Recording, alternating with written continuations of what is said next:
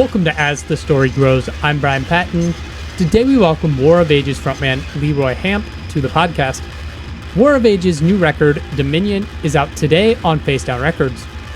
Leroy talks about discovering hardcore and how it helped channel his energy as a teenager, War of Ages' musical evolution, losing Kaleb, drawing inspiration from the Book of Revelation, and more.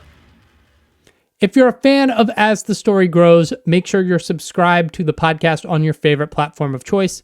Leave a comment and I'll read it on the podcast. Doesn't that sound like fun? You can find links to the mailing list, Discord server, and Patreon page in the show notes.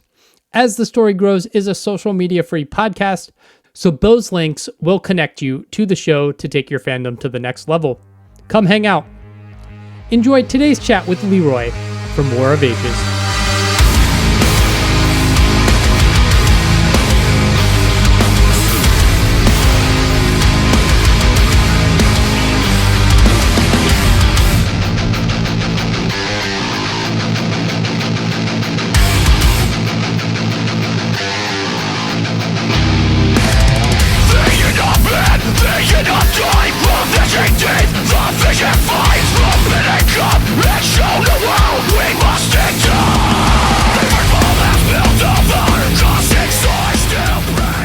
I told Shannon that I said, typically it sucks for me because it's real hard for me to land these interviews and stuff because I'm everywhere. I literally run rampant with running a business. So doing an interview, it's like I'm doing an interview and doing multiple other things because I can't just focus. Yeah. So me in the past, it was Shannon would hit me up and be like, "Hey, you want to do an interview?" And I'm like, "Sure, if I can figure it out." And then it was I never got back to her. And so I told her, I said, "Shannon, I am telling you right now, as Lord is my witness, I want to do these interviews. I'm going to do these interviews. Just book them." And then that's why with this one, when it went down yesterday, I'm like, "No, I am trying here." I'm trying to do these interviews. It's all good, man. It's all good. You grew up in Erie, Pennsylvania? Yeah. So I was born in LA, but this was till I was 6 or 7 years old. And then I moved to Girard, Pennsylvania, but Erie is what everybody knows. And then, that's where I grew up. Wow. What led your family from LA out to north central Pennsylvania? So my grandmother on my mom's side, she lived there, and with my uncles and whatnot, that's kind of where they were. And my father and mother had a lot of complications in regards to marriage and life. My father was a drug addict, lots of issues there, as you can imagine, what comes with the drugs, and my mother was too, but she had stopped using when I was born. So this is many years later. She became a believer. My mom was, struggling with life, obviously, because my dad was a drug addict and she didn't want to leave him. So abuse and all that fun stuff. But my mom made the decision to just be like, "I'm done with this life. I'm moving to Pennsylvania. You're either coming with me or not. I'm out." And then my grandmother drove all the way from Pennsylvania all the way to LA with both my uncles and my aunt and to pick us up. We got a U-Haul. And then my dad made the decision, "You know what? I'm going to go with you guys. I'm going to stop using drugs and come with you guys," which he's made that decision before in the past. And then ultimately went back to using. But this time he came over with us. I think he said he searched for drugs for a little while and then kind of wanted to, but then didn't, and then just never went back. Not that he didn't have his other problems, but he didn't go back to use, and still to this day he hasn't. So so that was why we ended up in Pennsylvania. That's incredible. Yeah, it's pretty awesome story, and yeah. What was growing up like? What were you into? So I was really, really into hardcore rap. I really, really enjoyed Tupac was my favorite rapper. But I was looking for music that had that intense energy. you know. And what I mean by that is, like, I liked gangster rap because I grew up in school hard knocks. I had a rough life. You know, I wasn't liked. I was moving around from school to school to school, you know. So it wasn't like this wasn't a good life. Didn't have many friends. So I was like, you know, I'm going to be a roughneck. I'm going to carry a gun. I'm going to, you know, like all, you know, all the stuff you see on television. So, you know, I got involved in some drugs and whatever else. Nothing hardcore, just like selling weed and, you know, like that kind of stuff at a very young age. But so just a product of my environment. And so it wasn't until I want to say I was 13. You know, this is not when I gave my life over to the Lord, but it was like when I was 13. My mom hated my music. She was not into like the rap. She would find my tapes and break them and burn them and ground me and all that. I went through the, you know, the usual mom, you know, mom is a believer, kid is not, like, how could you kind of, you know, stuff at a very young age. And so at 13 or 14, the lady that used to babysit me was really into the hardcore scene. And we have a very old school local hardcore scene. Yeah. Okay. So this lady, I say lady, but she was like, you know, a little older than me, like a few years older than me. She took me to my first hardcore show. Well, she gave me a CD actually, and it was xDisciplex AD. So, yeah, and it was Lantern, because they didn't have any other albums out by it. This was just their first, you know, EP or whatever, Lantern. And I'm like, okay, this looks cool. And I listened to it, and I'm like, oh my gosh, this is like super intense. Like, this is like that dark energy that I was looking for, that kind of like veg out on and like put it into the music side instead of putting it into my heart, you know? Mm-hmm. So I listened to it, and then she told me, oh, by the way, they're a Christian band. And I'm like, this is ridiculous. No way. You know, so what had happened is she said, like, a couple months later after listening to this album, like, she took me to my first show. And like I said, 13 or 14 years old, she took me to her first show. And it was in this like basement place called IQ Records. It was you know, in Erie, and it was xDisciplex, and it was Hatebreed, and, you know, a bunch of like at the time underground bands. Mm-hmm. And so I go to this show. It's packed out with like 600 kids in this basement. I'm like, what? And then all these like shaved head chicks, and, you know, like total punk rock, but like this metal scene or this hardcore scene that I knew nothing about. And I felt like I was like, man, nobody knows about this, and this is insane, you know? Yeah. And then xDisciplex gets up there and is like, we love Jesus with all of our hearts. This first song is called So Send I You. Bam, bam, bam, bam, bam, bam, and the crowd goes nuts. I'm like, I don't know what any of this is, but that is what I want to do. That is what I want to do. So the bass player, except I wanted to play bass, I didn't want to sing. So the bass player broke a string. I ran up on stage after the set, and I'm like, bro, can I get your bass string? He's like looking at me like I'm crazy. This is for xDisciplex. And he hands me a bass string and laughs at me.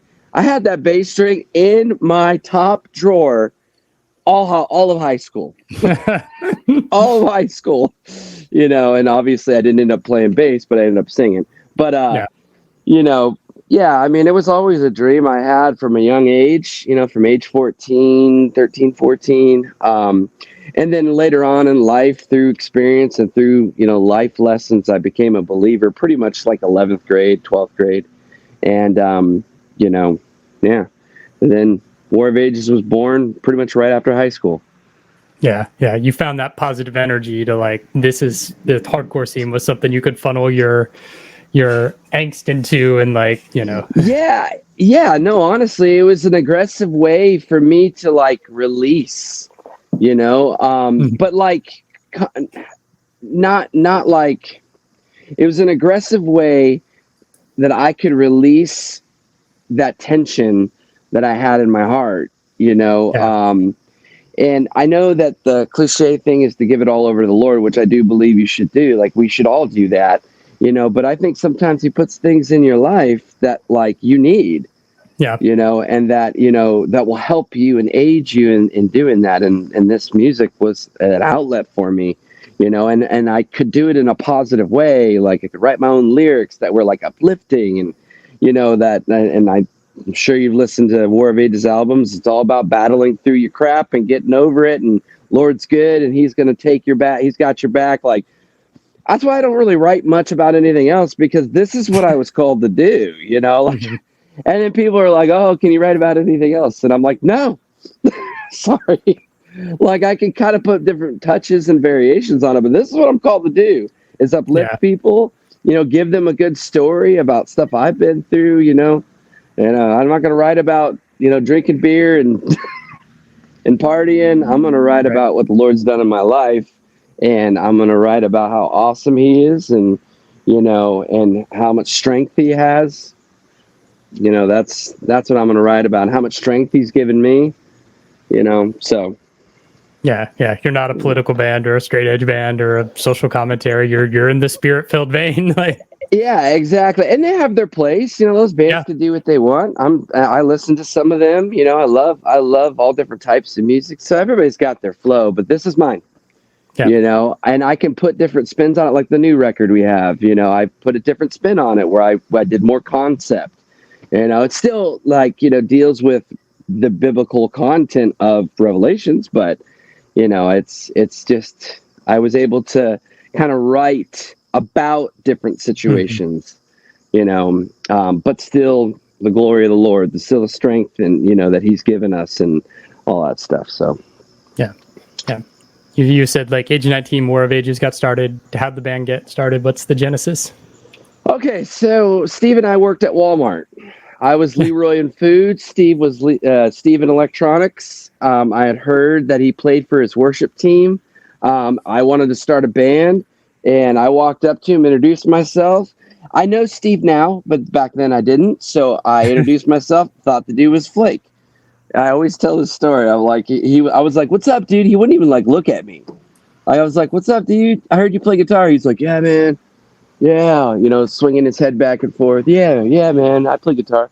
I'm like, "Oh, you want to play? Like, you want to get together and jam sometime? Oh, it'd be cool." Ha ha ha ha. And I'm like, I totally know Steve now, but back then I was like, "Bro, look at me. Let's get together. I'm being serious here." So anyway, I was like at first like, but then something stirred in my heart. I'm like, if this is a thing, it could be a thing. So he had a worship like thing he was doing for his youth group, and I went to his youth group, got to see him play, and he was metal riffing all over the place, and I'm like, this is the dude. So we talked about it. We got together, practiced, wrote like 4 songs in a basement of a friend's house. And one night it was like match made in heaven. And then we just started writing music, pulled other members in, just started writing and peeling back the onion and doing, experimenting, writing some, at first it was more like Rage Against the Machine. And then it twisted to like a little bit of rock with Rage Against the Machine. I always wanted them to write breakdowns, but, they weren't quite all there yet. And then, then we started writing heavier and heavier. And dropped the tuning and writing even heavier, which is the route I wanted to go anyway. But we weren't playing shows for the first couple of years. We were just playing in our basements or attic or whatever, and then inviting people over to hear us jam out. And my brother, who played in this like pretty, like they were a decent local band, in the area, doing well with fan base and whatnot in the local scene, made fun of us because we never played out. So I'm like, my little brother is not going to make fun of me.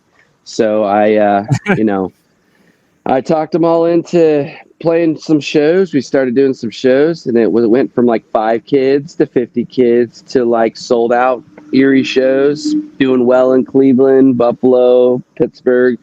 And then one day we had 2 labels there to watch us at a home show that was sold out. And then we signed to one of them. Nice. So that, in a nutshell, is pretty much how we rolled. And then this moment we signed, we actually won a battle of the bands at Penn State Barron that gave us money to record an album. So we did that, handed the record over to Facedown Records, or Strike First at the time. Yeah. And then immediately went on tour. Bro, and back then you didn't have phones. Like you didn't have like you have iPhones. Back then you were printing MapQuest directions. You were calling venues in states or towns you were passing. You guys got a show coming up at all? Because we're gonna be traveling through. We'll play it for food. Like we were on that train. Yeah. We didn't have the booking agent. We didn't have, we had some help from friends and whatnot, but yeah, it was just who you knew and how you could communicate things, and if you could jump on a show or not, or not get lost. I get stranded in a town for a week. That's what we did. Rocket Summit Fire!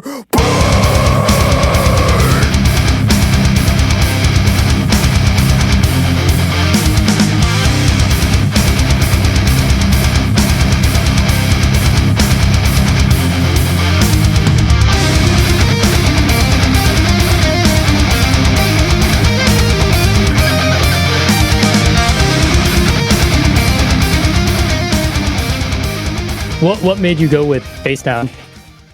So Solid State was kind of like dragging their feet with us, initially, and to each his own. We were a new band from a town they'd never heard of, all that fun stuff, and we probably needed a lot of work. I don't know, in their minds, but they were putting out stuff like, at the time of our possible signing, they were in the midst of like, had Beloved that just came out. They had Demon Hunter had, I think, their first Dead Poetic. Like these types of bands were Under Oath. First album just came out. So these were the type of bands they were spitting out, and we were just metalcore. There was As I Lay Dying, and that was like pretty much, and Kill Switch. So they just kind of were looking for a band like that, but they weren't sure about us yet. So they stuck us on like a 1 week trial tour with Showbread, becoming the Archetype.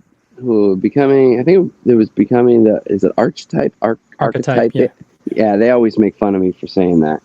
I'm like, I don't know which one. You guys have these crazy names. But they, them, and then there's another band on that. Who was Mortal Treason. Okay. So, yeah, and that was our first basic, like, true 1 week tour kind of thing. And Solid State put that together for us to kind of give us a trial. We did really well on it. So they were interested in signing us. But then it was Facedown Records that just sent us a contract, said, we want to sign you, but it's going to be to our smaller label, Strike First. And we were just like, we just want to get signed and start rocking and rolling. Yeah. So we just signed a Facedown, which is the best decision we ever made, because that's where I met my wife.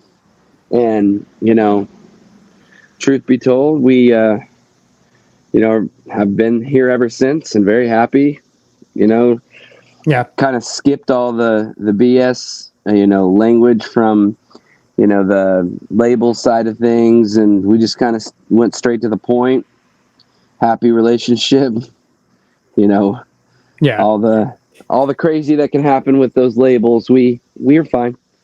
We skipped it all. We may not have, been the biggest metal band in the world, but we were like, yeah, they were happy. We'll just keep rolling with this. Yeah. Everybody I've talked to from Facedown has said like Jason's the nicest dude, and like, yeah, I think like Solid State there's been a lot of stuff over there in the last decade plus. So. Yeah, I think labels are hard. I would say like, it's a different business. I own a business. I actually, own a couple businesses. So I've seen the side of things like where, there's a financial side and there's like the logistical side. Label and band relationship ours is good, but it's crazy. Like the whole concept of band label, like the band makes nothing. Even if you're a big band, if you just take the comparison of like the money that's generated from this band and who gets what, even at the top echelon level, you're making millions, but like there's billions.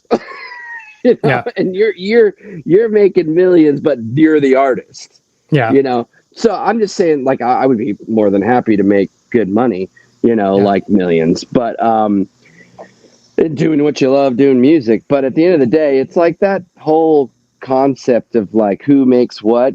It's just crazy. It's just you're the creator, the artist, the whatever. So that's why when you learn right away that publication and owning the music and all that stuff is very, very important. Very important. You can protect yourself, but then nobody's going to give you a chance because they're like, no way, we're not signing you because you want your rights. How dare you? Mm-hmm. Yeah, you guys have had a long career, but there's a few records I just want to touch on. Talk to me about Fire in the Tomb and the decision to re-record songs from the debut. So Fire from the Tomb was a record that was the first record on Strike First.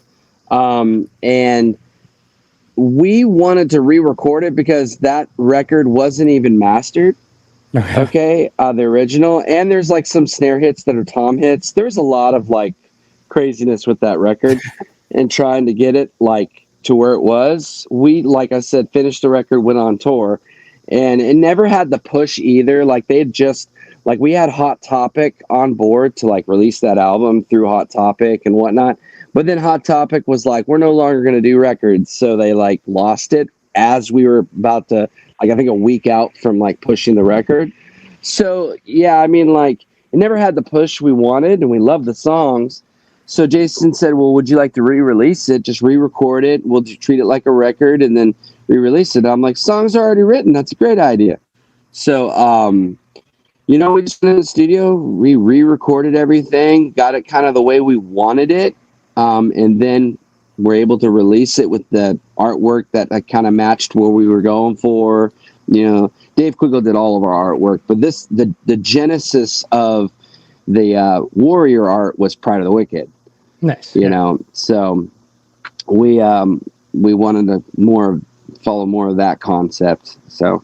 Yeah, that's kind of how it was done, and that was the decision, was the artwork, but also being able to get those songs the way we wanted them.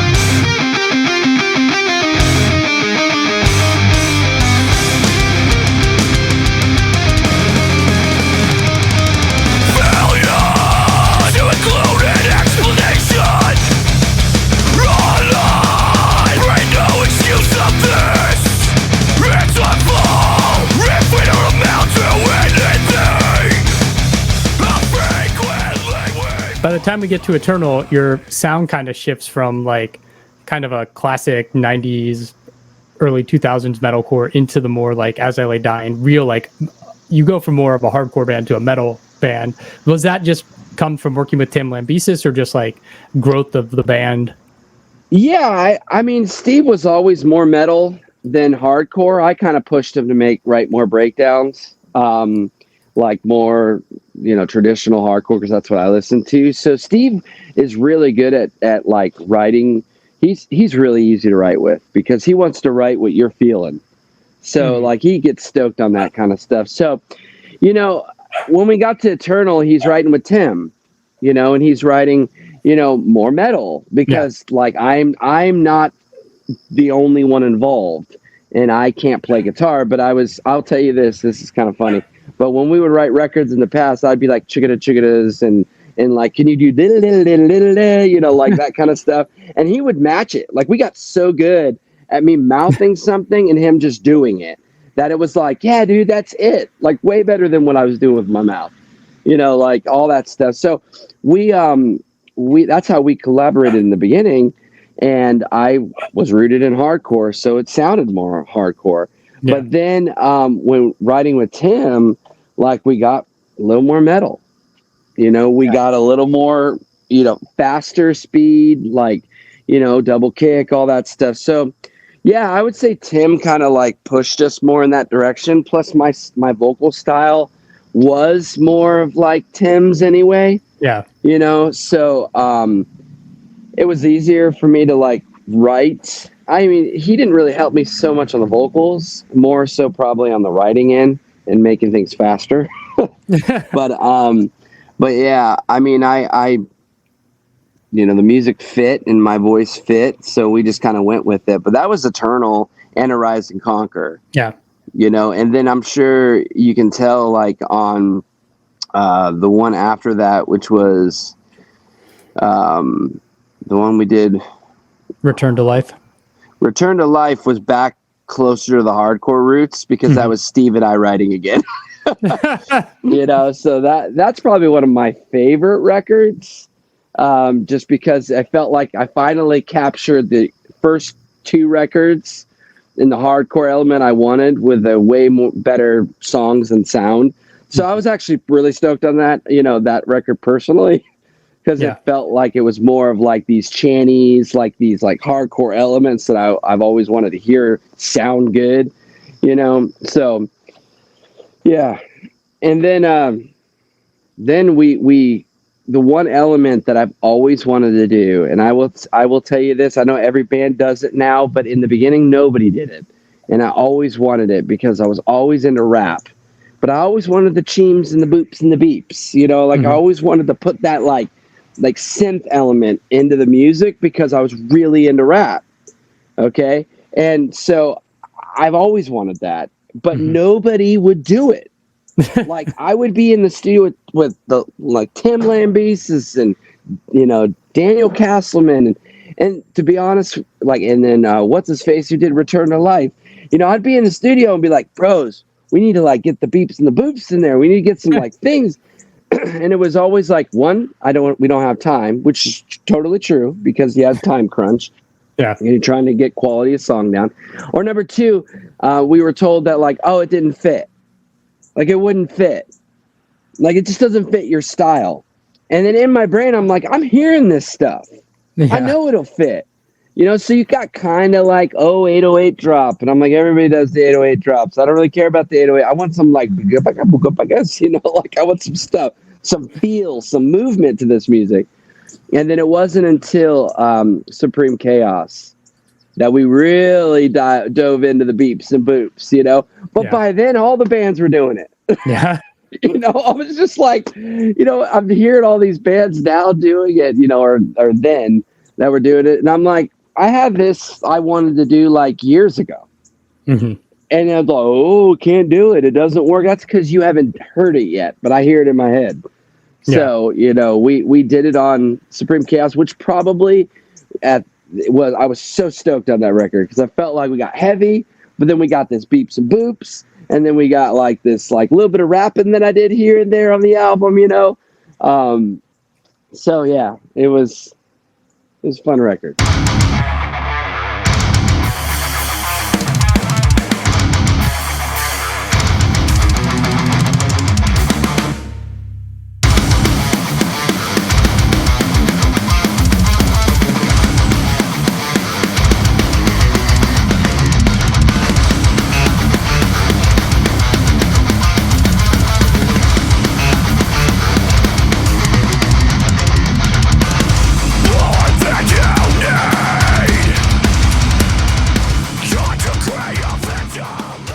You guys released Void September of 2019. Yeah. So you have some time there before the world shuts down, but do you feel like that record got a fair shake because of the timing of its release? No, I don't feel it did. But that's life. I think that Void was a solid record. It was a metal record. That's for sure. It was definitely had a little bit more of like the vibes of like, like not your traditional metal, but the new wave of like Era and, Wage War, where there's like these trickier, more complex guitar riffing, and then like these bigger choruses, that record I felt like was pretty solid in that direction, and music is something that needs to evolve. So we weren't going to write the same Pride of the Wicked record 9 times. That would be the most god awful, boring situation in the world.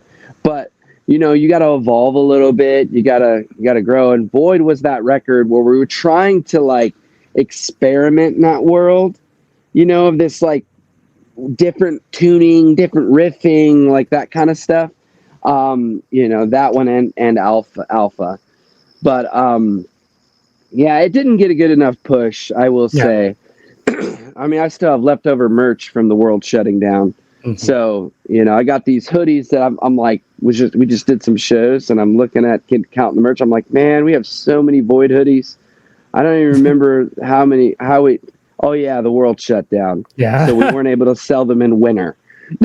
Because that's when the world shut down. But yes, to answer your question, I know I can talk, but yes, to answer your question, Void did not get a good enough push, but that's life.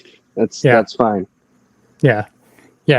You guys experienced tragedy last year with Kaleb passing away. Like, how did that affect the band and moving forward? Bro, it sucked, man. It sucked because obviously, planned or not planned, it always sucks when you lose someone. But Luby hit us hard. I will say, like, it hit us real hard. Life is so beautiful, and it can be tragic. And, but it was, his mom got a hold of us or text me and other guys and said, hey, Luby's in the hospital. And we're like, okay, like everything's cool. Oh, he's just in the hospital. Very much like we weren't quite sure what was going on. Like we were just like, okay, he's in the hospital. He's sick. Like there's something going on. Like we didn't have the full, we knew he was in Paris.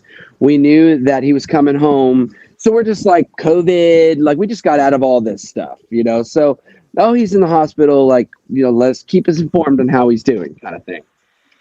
And then, like, a little bit later, we got the text, like, he's in a coma. And we're like, what?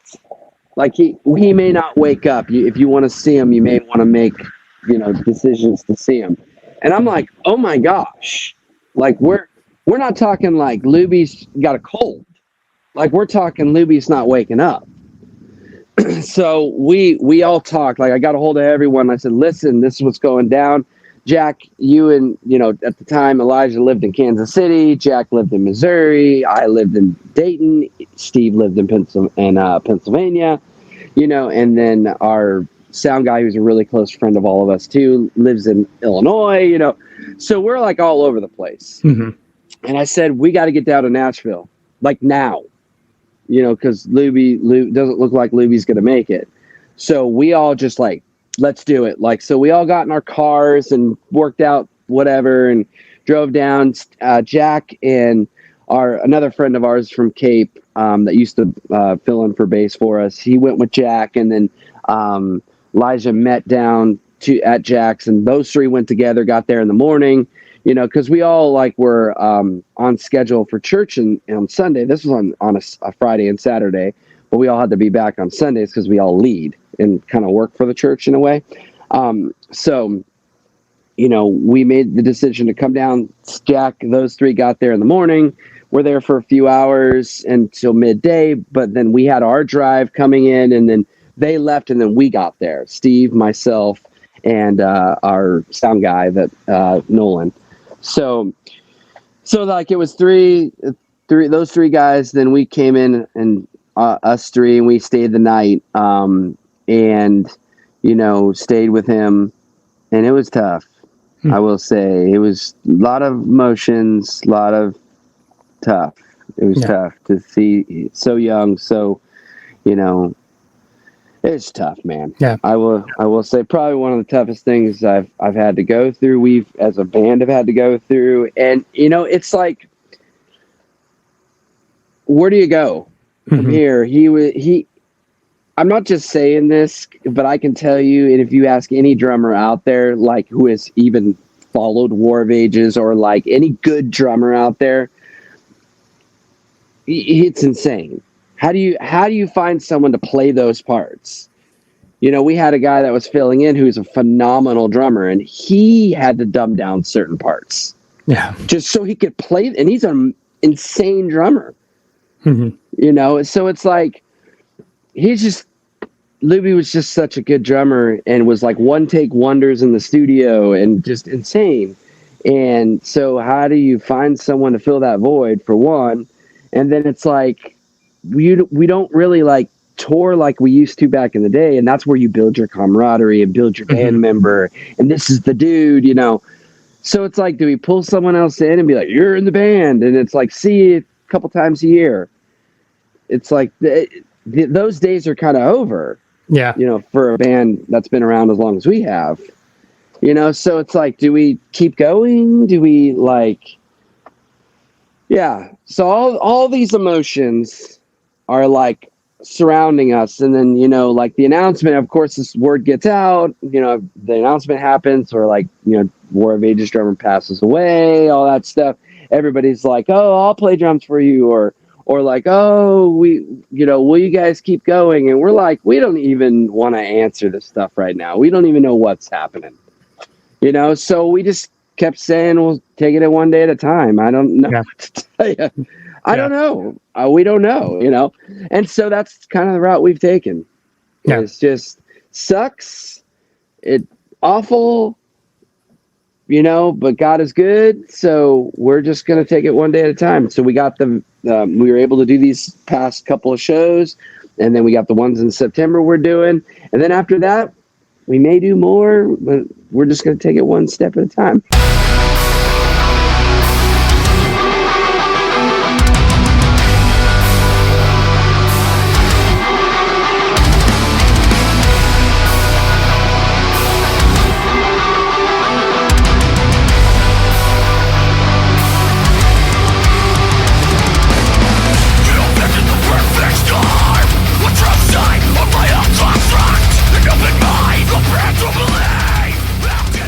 The new album is called Dominion, out in September. You said this is a little more of a conceptual in your writing. What was inspiring you lyrically going into this record?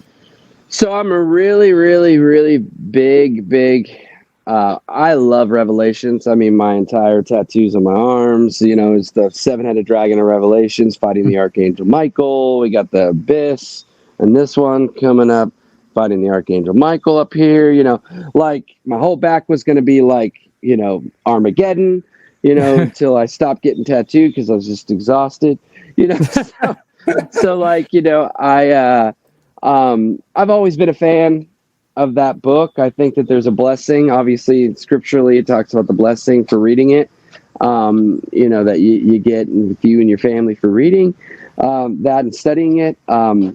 So it's very visual. I've always wanted to do an album or a concept of it. So back when in the studio, when we were first writing this record, Luby, myself, all of us were talking, and this was back when we were doing Rima, and we wanted to do a Four Horsemen, and Rima had 5 songs, I think, like 5 songs, but we were going to do it for that record. We were going to call that the Four Horsemen. But we had 5 songs instead of 4. I already had the word, and it just wasn't going to fit. Yeah. And Jason wanted to do way more with the artwork. It was like, this could be amazing. I don't want to just push this thing out real quick. So we were like, okay, on the full length, we'll do it. So it was originally going to be the Four Horsemen of the Apocalypse. Like, this was the album, this title, and we're going to write about Revelations, and it was going to be this epic saga, of concept. And so that's the route we went. We ended up getting 10 songs. We ended up not calling it, Four Horsemen, because there's literally 4 horsemen on the, you kind of get the idea. Cover, yeah. Yeah. And so we went back and forth about what we should call it. And then we've just really been into Latin. So we kind of got some like ideas from Latin. Like we had song titles and then we're like, well, what is this in Latin? So that's where you get like Dominus, like that kind of stuff. Victorium, like Apocalypse. So I got a few of those Latin ones in there, but yeah, man, that was kind of the birth of it, where we had the concept on Rhema and then carried it over to the full length and then wrote a record, based it on Revelations and the stories there. I mean, I've got every single, I've got one of the 7 churches, Laodicea, which is my favorite song.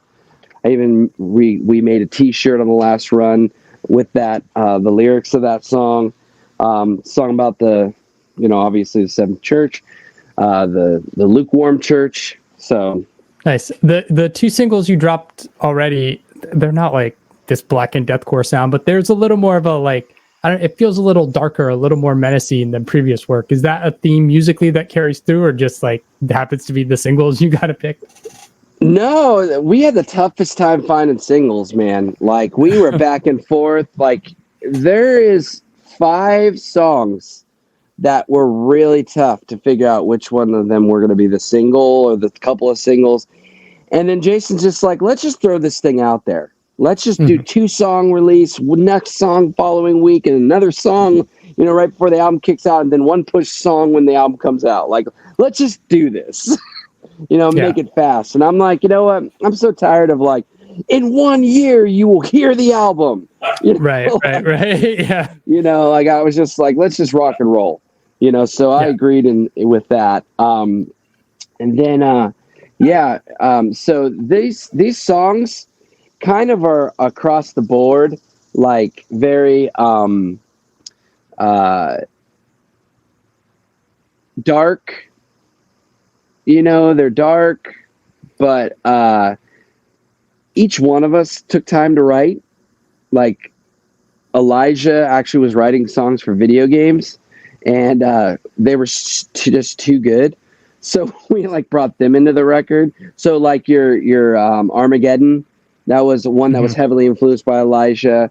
There's a couple others that were heavily influenced by him. They have that feel, that like, real sluggish, kind of feel. Yeah. Those are the Elijah songs, as far as instrumentally, where we all kind of work together, but he brought most of those musically in. And then Steve is the Dominus, like Steve, you got that classic metalcore. Yeah. Well, it's funny because we like dove into the catacombs for some riffing. Like I'm talking like back in 2006, 2008, we had emails to each other where it had some riffs. And we're like, dude, that riff was sick. Let's use that. Nice. So this was like 2006, 2008 Steve and Leroy writing music that we brought into this album. Nice. Some riffs that we had back then. So yeah, there's a few songs like that that we brought in. So it's got a mix of everything. And then Jack's like typically more that like new school like style where it's got like a little bit of that like tricky guitar work, stuff. I don't know. It's kind of got all 3 of us, or 4 of us writing, and those elements in there and different things. But we tried to stay very, very true to War of Ages. Yeah. Just adding these little elements outside of it. So yeah, I would say, and lyrically it's darker, so kind of makes it feel darker.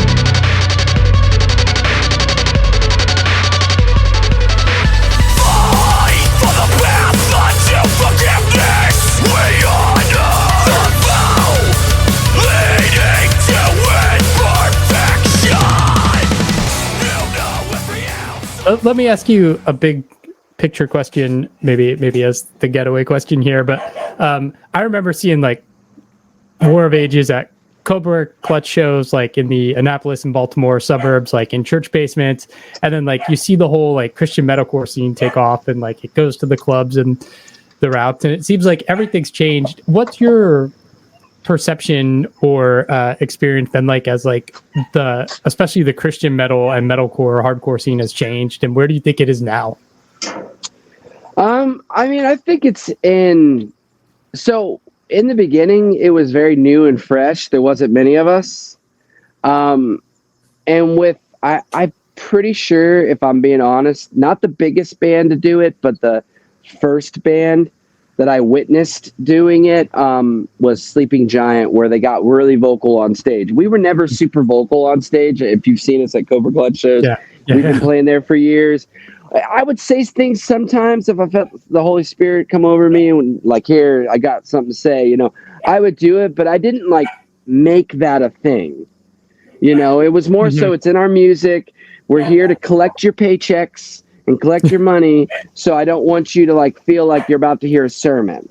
Like, thank you for your money. Here's what you paid for. So like, I just kind of had a problem. I've always had an issue with that. I'm not saying that those other bands, they were especially Sleeping Giant, Tommy, one of the most genuine dudes I've ever met. Mm-hmm. Okay.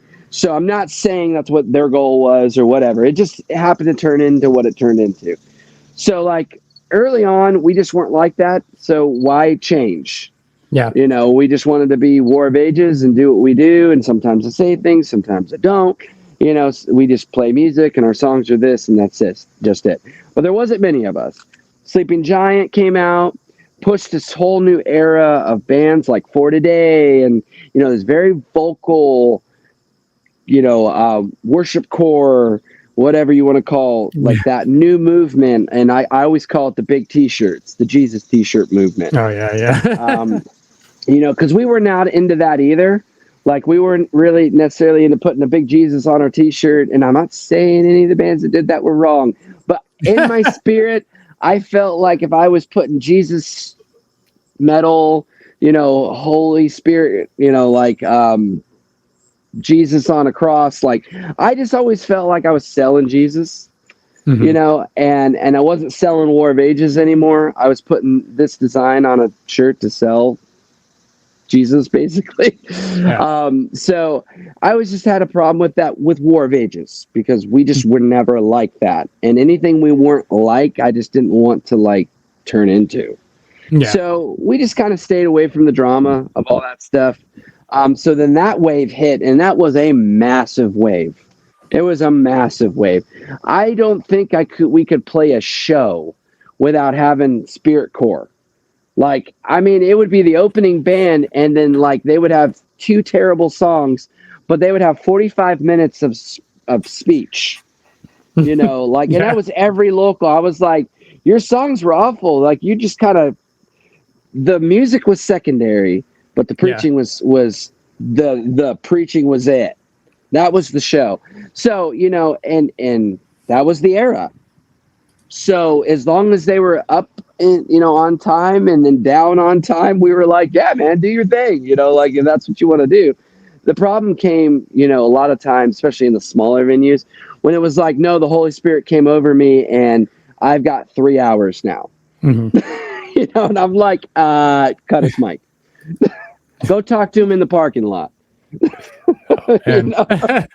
Yeah, go stand on the soapbox, talk to him in the parking lot. That'll do just as well as the stage, but we got to keep this show moving. Yeah, you know, like, so it's like, you know, it just got weird for a while, but it's kind of what happens in the Jesus movement and, you know, the Brownsville revival. Things just sometimes go too long, it gets a little weird, you know, because humanity takes over and it just gets weird. So anyway, that wave hit, got a little weird, and then, at least in my opinion, and then it kind of fizzled, and it went over, and now we're in this, like, you know, wage war, architects, you know, like, wave of music where there's, like, this just riffing and just metal meets this, like, crazy pop choruses and, you know, like, which I really enjoy. I actually truly enjoy it. I'm like, man, this is sick. You know, like, I listen to Era or Wage War when I'm working out and go,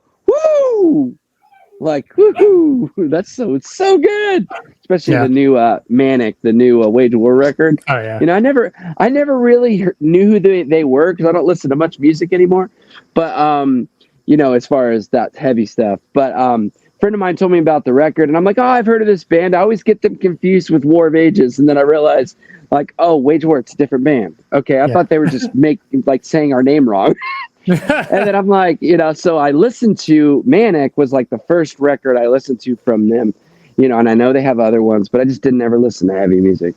And then I was like, oh my goodness, this is so good. So, you know, like, yeah, and I've listened to Era, so you know, I love Era, you know. So that new wave is where we're at now, and I don't think, at least in the Christian realm, it's as big as what it was. And the reason why I know that is because of festivals. Like, you go to festivals, and you got like it's what it was in the beginning for War of Ages. Like, oh, we got a heavy band, but you're kind of like back of the bus. Like, you're gonna go play the Inside Out stage in the basement of a dark corner of just to say that you are on the festival. We got a heavy band. Yeah. That's the stage we need you to play. And then you walk upstairs into the light and you see like the main stage, and it's like whatever is on Kaleb. with 60 million people. So, like that's just kind of where we're at now, which is right back to where we were. Yeah. So I'm just waiting for Korn and new metal to hit again, and then like that wave to go, and then you got Limp Bizkit and all that stuff, and then all of a sudden the metal comes back. Yeah. Maybe we'll still be doing music by then.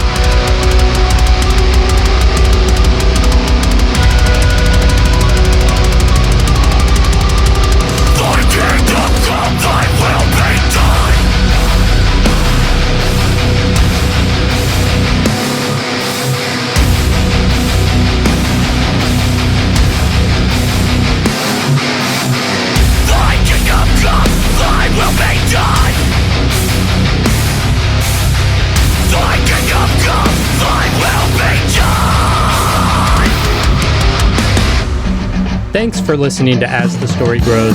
Our intro music was written and composed by Jeremy Hunt. The As the Story Grows theme is by Bob Nana. If you like what you hear, subscribe wherever you get your podcasts and give us a rating and review. If you'd like to support the show financially, you can join us at patreon.com/asthestorygrows. Be a part of our community and join the ongoing conversation over on Discord. If you enjoy this episode, share it on social media with your friends. Much appreciated, and thanks for listening. I'll never